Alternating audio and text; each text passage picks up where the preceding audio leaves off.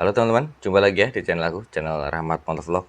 Oke teman-teman, di video kali ini aku akan men-share tentang hasil sprint race MotoGP Qatar 2025 yang dimenangkan oleh Marc Marquez teman-teman ya. Dan langsung saja, tanpa lama-lama, ini hasil dari sprint race MotoGP Qatar 2025 teman-teman ya. Oke, di posisi pertama ada Marc Marquez dengan catatan waktu 38,304 detik teman-teman ya. Seperti yang admin prediksi bahwa Marquez dan Alex Marquez akan mendominasi di sini ya. Disusul posisi kedua ada Alex Marquez dengan gap 1,577 detik.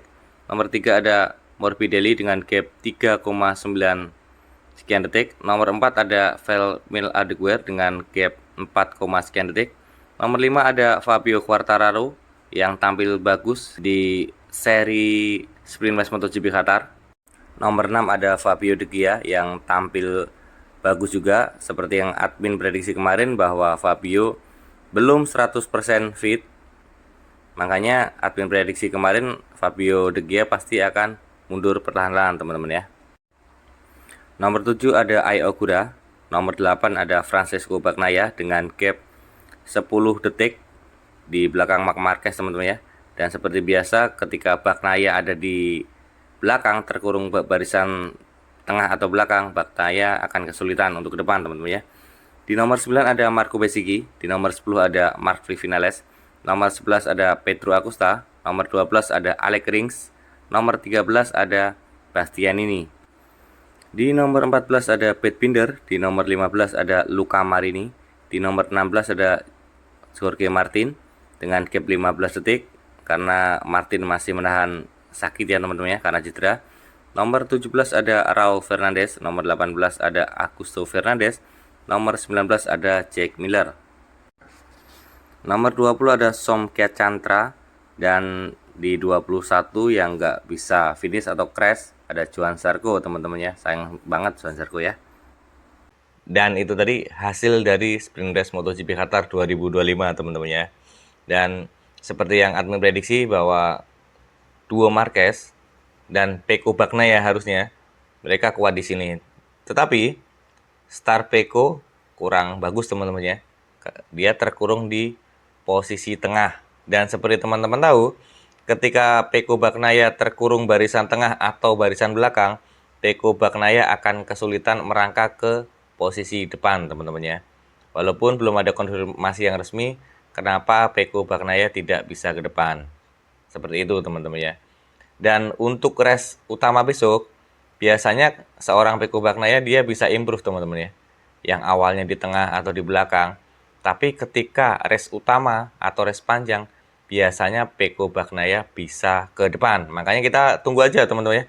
Besok hasil race-nya gimana, besok gimana improve dari Pecco, apakah dia bisa membenahi posisinya. Karena dengan Marc Marquez juara sprint race ini, posisi puncak klasemen sekarang dipegang atau diambil alih oleh Marc Marquez dari adiknya sendiri Alex Marquez teman-teman ya. Dan Pecco Bagnaia semakin tertinggal jauh teman-teman ya. Mau nggak mau, Pecco Bagnaia besok di race utama dia harus bisa ke depan atau dia harus bisa juara di race MotoGP Qatar agar poin dengan Marc Marquez dan Alex Marquez semakin mendekat kayak gitu teman-teman ya. Dan untuk Martin sendiri dia tertinggal sekitar 15 detik dari Marc Marquez. Itu ada dua kemungkinan ya kalau menurut admin. Pertama, emang Jorge Martin masih cedera, kelihatan banget di tayangan tadi bahwa Martin masih mengkompres tangannya atau meredakan nyeri di tangan teman-teman ya. Dan kemungkinan kedua, Martin belum terbiasa dengan RSGP yang baru teman-teman ya. Karena seperti yang saya bilang kemarin, RSGP yang pernah dicoba di uji coba Thailand dan RSGP yang sekarang itu sudah berbeda. Karena sudah ada pengembangan dari pabrikan Aprilia teman-teman ya. Seperti itu teman-teman ya. Oke teman-teman ya, paling cukup sekian video pendek dari admin.